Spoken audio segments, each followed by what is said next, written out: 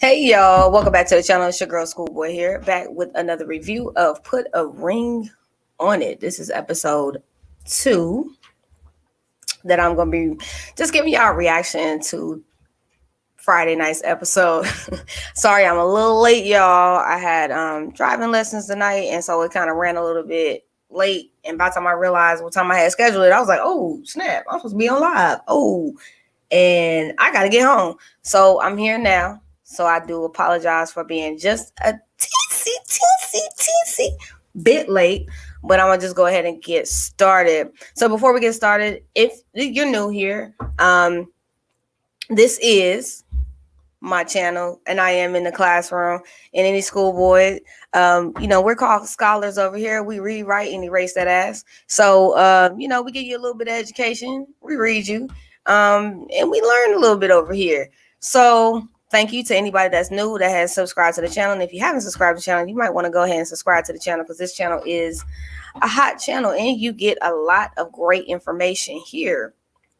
If you'd like to follow me on the social media tags at the bottom, my Twitter is school_boy. I'm typically live tweeting whatever shows that I'm watching at school_boy_2021. Follow me on Instagram. We're at 3,000 followers there. Congrats to us there. So hopefully we'll get to 3,500 by the end of this month. And without any further ado, we're going to talk about Put a Ring on It, episode 2. Now, before we get started, I want to say hi to everybody that's joining me. Hey, Niecy Martin. Hey, Felicia Garrett from Newark. Shout out to me. Thank you, Cindy. And hey, Jessica. So we're going to talk about Put a Ring on It. This episode, typically here, I just give y'all a reaction. I don't actually break each scene down by down. I try to give y'all the meat and potatoes and what I thought of the episode. For me, the episode wasn't bad.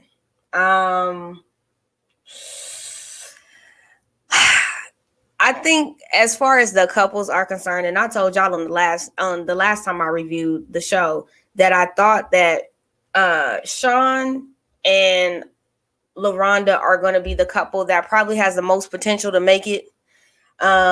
Jessica and Eric, let it go. Alexia and Darion, let it go. I'm gonna start with Jessica and Eric. Now, y'all saw what the hell Jessica had on going on that date. Now, that takes a strong brother to go to the door and to see your woman going out the door with that outfit on. Because I'm going to tell you right now, that was a lot. And I think that was a lot for any man to sit there and have to look at. Especially when, as a man, you sitting there and you looking at your woman going out and she's straight up like almost damn near half naked. And for me, I think that was my issue with her, was that she was half naked.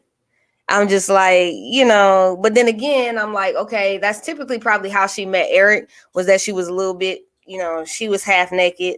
And so I kind of thought that it was par for the course, given the situation.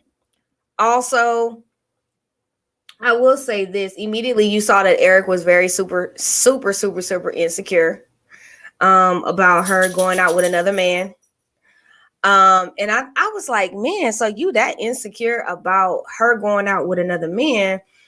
But then again, when you was on your date, you was cool about talking about how you would actually have been all night with the girl. Like you would have stayed all night. Like you wouldn't even have come home. So that double standard right there told me a lot about how their relationship and their dynamic works. And it was amazing that immediately you could tell that he was insecure just as much as she was insecure. He just has a way of playing it out a little bit harder than she does, in which I just think is crazy. Thank you. But I don't think that he will ever really commit to being married to her. I just think that she's cute. She's fun. And I think after 3 years, I mean, if it ain't happen, it ain't gonna happen. I think she had a good time on her date. I think she tried to downplay it with the option of like kind of how the guy was, and oh well, it's cool, but I don't think I want to go on another date. I think they are really trying to use this as a mechanism to make each other jealous, but I don't really think that they want to make it work. I think she's pressed upon the ring because she feels like it's 3 years. I put my time in. I let you cheat. I let you fool out on the street. So now you need to just go in and commit to me because I'm still here dealing with you through after all of the BS. Still, like I said, don't think they will make it. But, I just felt like he was a little bit pushy on the fact that he was kind of mad that she had the dress on. She enjoyed the date. I think she didn't like the fact that the guy had never been in love and never had been, really had a girlfriend. To me, that just means he was smart and he didn't play with no woman's feelings. And if he wanted to stick and move, he chose to stick and move. I think that was smart. More or less, that doesn't mean that he's not incapable of loving or having a relationship. That just means that he was smart about his shit. He didn't bring no woman into a situation with him knowing that he was not ready. And that doesn't mean that he doesn't have the potential to being a great partner. I just think that he just didn't want to do nothing foolish, which was lead a woman on. I think that she is so used to men like basically kind of leading her on and making it seem like they're exclusive, but they really ain't exclusive. They still out kind of doing their own thing. And for me, that's what I picked up the worst about her. I'm like, damn. So because he was honest about not being in love. I mean, I'm 35. I've never really honestly been in love. So, and I've said that I've never been in love. 35, I think I did a lot of sticking and moving with a lot of women. And that doesn't mean sexually sticking and moving. That just means I have, never experienced true love. I think I've experienced lust with a lot of women. In the words of meaning, just getting caught up in the sex and not really getting to know the woman. But I don't believe that I really got a chance to really know who the woman was. So for me, I totally agree with him. Like, I've had girlfriends and I've been engaged to be married, engaged twice, didn't get married either time. Glad I didn't get married to him. It actually was a good thing that I didn't get married to him. Because it wouldn't have been a good situation. I probably would have ended up in divorce anyway, which is good. I avoided all of that, whereas I had a lot of friends that went out and rushed out and got married, and then it ended up being that way for them, whereas I avoided that because the shit didn't work out, and so it was all good. But I think she didn't really honestly give it a chance because, he doesn't know how to be in a relationship. I think Jessica is just making an excuse. It was a good thing for her to look half naked to come down the steps to make old boy jealous, but I don't think she was really honestly trying because it was more or less to kind of stick it to old boy because he had went on a date the week before. And, I just think they on some high school childish shit. And I don't think that the relationship is honestly going to work. Next couple would be Alexis and Duron. I think Alexis went on a date with the guy. I believe his name was Chris. I don't remember the guy's name. I think, in all honesty, Chris was a nice dude. I think Chris was honest about who he was. I think Chris was real about who he was. And Chris was really trying to get to know her. So what was kind of like her voice? I think Alexis has lost her voice in her relationship, to be perfectly honest. I think her and old boy, since she's been with him since he was 19, they were 18, 19. I think that they have kind of gotten a comfortability with each other. And I think I said this on my last live that she just seems as if she didn't get the maturity level, the dating level. I don't think that she really knows who she is as a woman.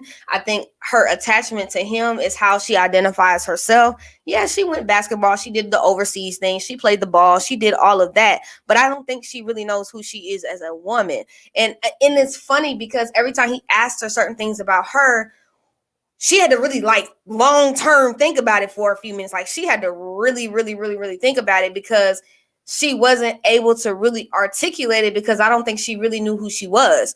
And I think she's trying to find her voice in this relationship, but I think the relationship is dead. I believe in all honesty, the shit is on life support. I don't even know why you're there. After 14 years, I think if you guys have not made the decision to go forward and you guys can't figure out why or what's the deal with you two as far as the going forward situation, I don't think the shit is gonna go anywhere, to be honest with you. I think it's a comfortability. We know each other, we're familiar with each other, and if we have to go outside the box, that's scary.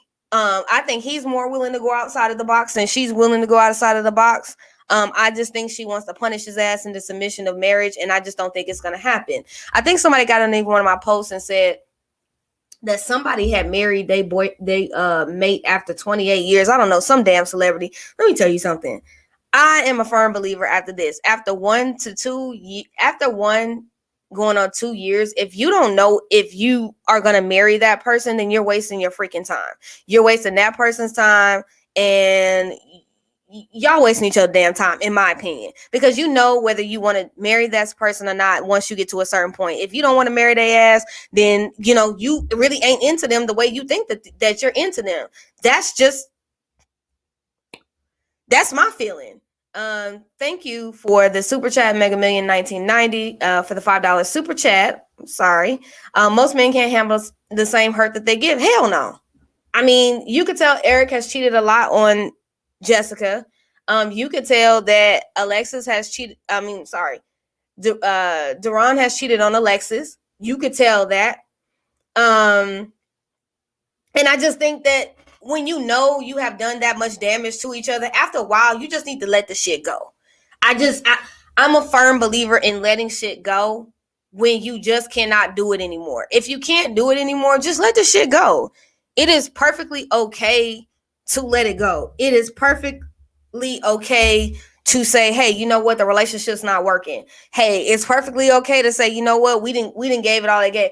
I don't think neither one of these two couples really needed this show to know that. I just think that they are trying to get an affirmation from somebody else that this is just not it. As far as Duron, I mean, in Alexis, she said she liked, she just wouldn't go back on another date. I don't really think she honestly gave it a chance. I think, once again, these women are self-sabotaging themselves by not going in with the damn experience.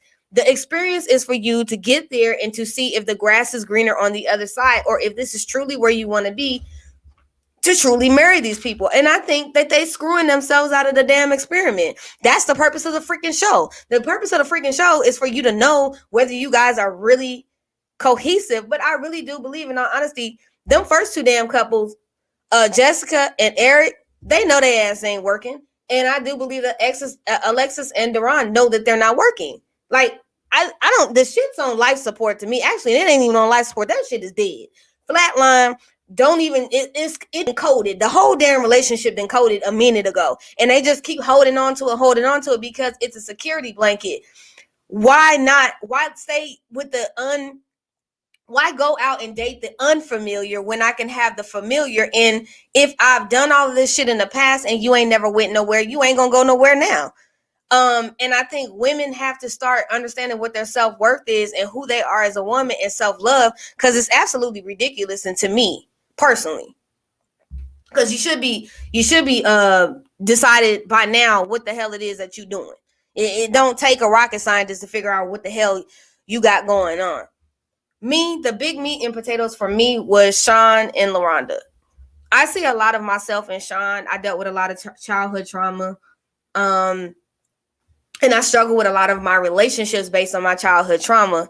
And because I dated a lot of women that were older at one point in time in my life, because my biggest childhood trauma was my mother.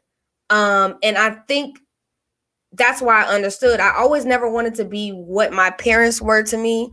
My real father was never really around.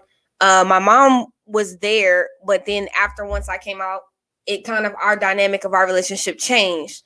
I've always still respected my mom. I still love my mom. We just have a different dynamic now than what it used to be because of my sexuality. And even though we try to work through it, it's a work through that's really, really excruciatingly hard for us because my mom is still struggling with it on her end. So I understood where he was talking about the childhood trauma, like you just don't want to be like your parents, but you have to realize sometimes you get to a point where you have to give yourself credit that you are not your parents. You have already excelled that point and that need. And you're not your parents. You're not who they say that you are. You've already done that. And I think Dr. Nicole was trying to get him to understand that you beat that thing that you've been trying to beat. You have already excelled past what you've already trying to fight. You've done that already. You know, you got a woman that loves you, but then he feels less than a man because he doesn't make as much money. You know, his woman makes more money than him. I think that is once again, that's a heterosexual norm. It still happens to us in the LGBTQIA plus community. We always think with that same norm. We tend to sometimes put ourselves in the same boxes that heterosexual couples put themselves in the boxes. Well, if he's not a man, if he's not supporting the household all the way. Well, if that couple has the agreement and that woman is okay with making more and being the breadwinner, then cool. And if she's supportive, whatever the career or entertainment or whatever that person is doing, that's fine. But at the same time, I'm a firm believer, even if you want to do entertainment and all that, you might need to get a regular 9-to-5. That's my idea. So that you don't feel less than if the money's not rolling in the way you want it to roll in. If you got a regular 9-to-5 and you're doing whatever you passion and you love on the side, you know, whatever piece of entertainment that you're doing, at least you got two forms of income. So if the entertainment part ain't working, you still got the 9-to-5 job that's coming in, that's bringing money into the household. I think that he's overthinking things and not really honestly thinking them through in enough way to just say, hey, you know what? I got a woman that loves me. She's not stressing me out. She ain't making me feel no type of way. She's doing all of these great things for me. And she's still supportive of what we got going on. I just think that he needs to really pump into himself as of what he wants to do. And if that's what he wants to do and he wants to be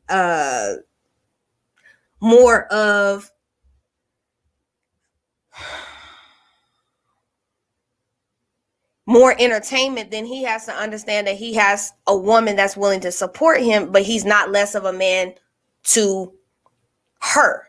I think sometimes people get in their head with these boxes and terms, but if you and your mate have that communication, it shouldn't be a problem.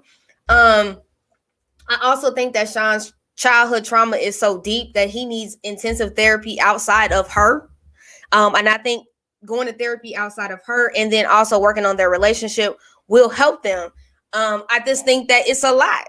I think in all honesty, it's a lot. And that couples have to be honest with themselves about the communication and what you're looking for. Because if your water cannot be, if your grass can't grow because you're with somebody, then you can't grow to your full potential, neither can they. I think that they have, like I said, the most solid relationship. I think they can work through it if they really put the effort into it. And they really, really work on it. But I didn't like the fact that Laronda said, well, you know, the guy was nice or whatever. You know, the little dude with the John Legend voice. I don't remember his name. You know, he did a little, you know, he gave a little, ooh, yeah. He gave a little KC JoJo, you know, John Legend. He gave a little Negro spiritual song, you know. It was cute. You know, he sang to her or whatever. But she really wasn't. She was just like, well, you know, if it's going to hurt him, because he said her going on a date literally made him sick. Well, bro, you need to get you an identity without this woman, because you really have too much of an identity entangled into Laronda to the point where it makes you sick. Now, hell, if I'm doing the show and I've got an experiment and I'm there with whoever the hell I'm with, yeah, you go on a date, I go on a date. We can't cheat the experiment so that we don't hurt each other's feelings. The purpose of this is that we signed up for this so that we don't hurt each other's feelings. We signed up for this so that we can understand what both of us actually want. And I think that's where people have to understand, dude, stop cheating the freaking experiment.